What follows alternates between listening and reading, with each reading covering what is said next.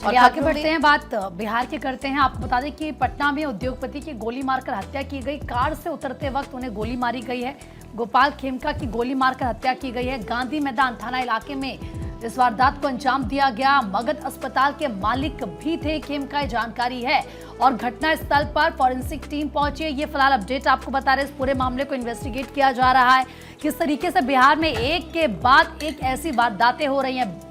देखिए, पटना बिहार की राजधानी है और अगर पटना में इस तरीके से हत्याएं की जाएंगी, इस तरीके से अपराध चरम पर होगा, तो पूरे बिहार में कैसे हालात होंगे ये मुश्किल नहीं है समझना। अब गोपाल खेमका की, जो कि उद्योगपति बताए जा रहे हैं, उनकी गोली मारकर हत्या की गई है।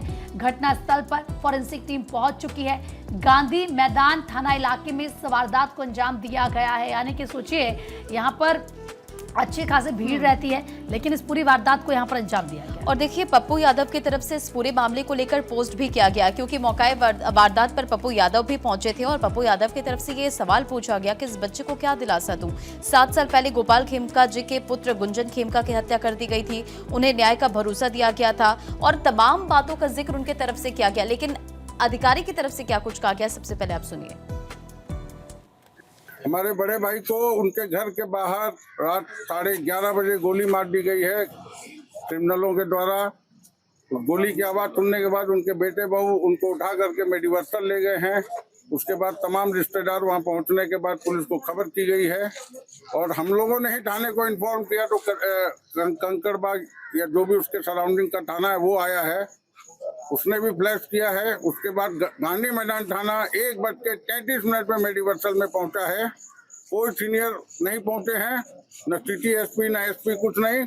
2:30 बजे सिटी एसपी आई हैं यहाँ पे हमारे घर के बाहर। 4 तारीख की रात में 11 बजे के आसपास गांधी मैदान के साउथ एरिया में यह सूचना मिली है कि अपार्टमेंट के सामने जो बिजनेसमैन है गोपाल खेमका जी, उनको चोट लगने से, गोली लगने से मृत्यु हो गई है।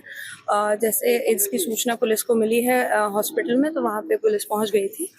यहाँ पे सीन को सिक्योर किया गया है और बाकी की जाँच पड़ताल की जा रही है। कैमरा से इत्यादि खंगाले जा रहे हैं और बाकी की कार्रवाई आगे की जाएगी। 100 मीटर पर थाना है, 100 मीटर पर एसपी की कोठी है, 50 मीटर पर डीएम की कोठी है। उसके बाद 6-6, 4-4 गोली अपराधी मार देता है। सर, हम तो कह रहे हैं कि अपराधी और माफिया, दलाल और शराब माफिया और जमीन माफिया, सर जो सरकार, जो पुलिस 4 किलोमीटर मैरीन ड्राइव को सुरक्षित नहीं रख सकता, वो सर बिहार को सुरक्षित कैसे रखेगा। और इस खबर पर अधिक अपडेट के साथ संवाददाता अस्मित सिन्हा हमारे साथ कनेक्ट हो गया। अस्मित, पप्पू यादव को भी हम सुन रहे थे कि जिस तरह से उन्होंने कानून व्यवस्था पर सवाल उठाए, लेकिन पुलिस की जांच इस पूरे हत्या की वारदात को लेकर कहां पहुंची, क्या स्टेटमेंट दिया गया? देखिए, कल देर रात की घटना है रंजना। उस समय पुलिस को जब ये बात की जानकारी मिली तो करीब 2 घंटे बाद वहां पर पुलिस पहुंची है। ये परिजनों का आरोप है।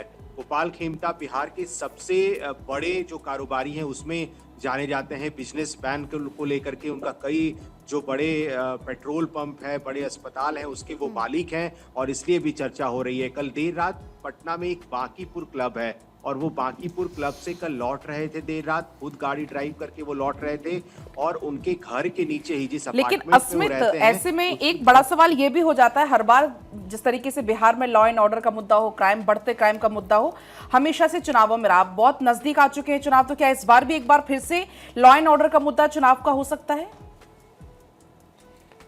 नहीं, बिल्कुल। देखिए, तेजस्वी यादव लगातार लॉ एंड ऑर्डर को मुद्दा बना करके चुनाव में जाना चाह रहे हैं और वो लगातार क्राइम बुलेटिन भी जारी कर रहे हैं हर दिन।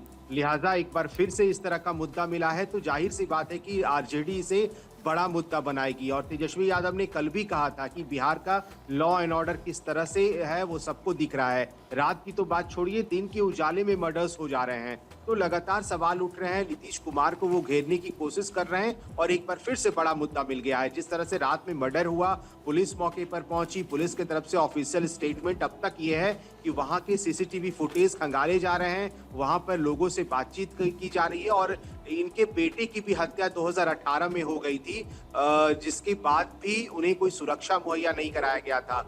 और देखिए, कल देर रात उनकी खुद हत्या हो गई। तो उन्हें अस्पताल ले जाते वक्त ही उनकी मौत हो गई। बाद में पुलिस जब पहुंची तो परिजनों ने ये आरोप लगाया कि करीब 2 घंटे बाद पुलिस वहां पर पहुंची, जबकि 300 मीटर पर लेकिन वहां उससे से पटना बार का बार गांधी इस तरह मैदान की आना है। वारदात का सामने आना, बिहार के अलग अलग हिस्सों से, पटना की खास तौर पर हम बात करें, प्रशासन पर जरूर सवाल उठते हैं और जवाबदेही तय नहीं होनी चाहिए क्या इस तरह के केसेस के बाद भी? क्योंकि आप एक तरफ बात करते हैं कानून व्यवस्था को सुधारने की, लेकिन जमीनी हकीकत कुछ और ही नजर आती है और इस तरह की वारदात चुनाव से पहले भी इवन बहुत सारे सवाल जरूर उठाती है। ये बिल्कुल कई सवाल उठ रहे हैं और मैंने पहले ही बताया कि इसे मुद्दा बनाएगी आरजेडी, क्योंकि उनके पास देखिए क्राइम को लेकर के तेजस्वी यादव हर 3 क्राइम बुलेटिन जारी कर रहे हैं और एक बार फिर से जब राजधानी के अंदर इतनी बड़ी वारदात हुई है तो जाहिर सी बात है कि इसे बड़ा मुद्दा बनाया जाएगा। तेजस्वी यादव चाहते हैं कि क्राइम को लेकर के तेजस्वी यादव पर माफ कीजिएगा नीतीश कुमार पे वो हमलावर रहे और इसलिए कई बार हमने देखा है कि नीतीश कुमार ने अपने बड़े अधिकारियों को यहाँ तक कि बिहार के डीजीपी को बुला करके बैठकें की। जाहिर तौर पर अस्मित अब इस पूरे मामले को लेकर सियासत तो जरूर होगी, लेकिन इससे पहले भी पटना का जिक्र हमने पहले भी किया, मंत्री जो अशोक थे उनके भी घर के पास फायरिंग होती है, एक शख्स फायरिंग करके चला जाता है, बगल में तेजस्वी यादव का बंगला होता है। इस तरह की खबरें लगातार सामने आ रही है और इस पूरे मामले में हम देखें कि परिजनों की तरफ से ये भी आरोप लगाया गया कि पुलिस जो है काफी लेट पहुंचती है, 1.5 घंटा लेट पहुंचती है, तो जाहिर तौर पर लॉ एंड ऑर्डर को लेकर अब राजनीति भी होगी।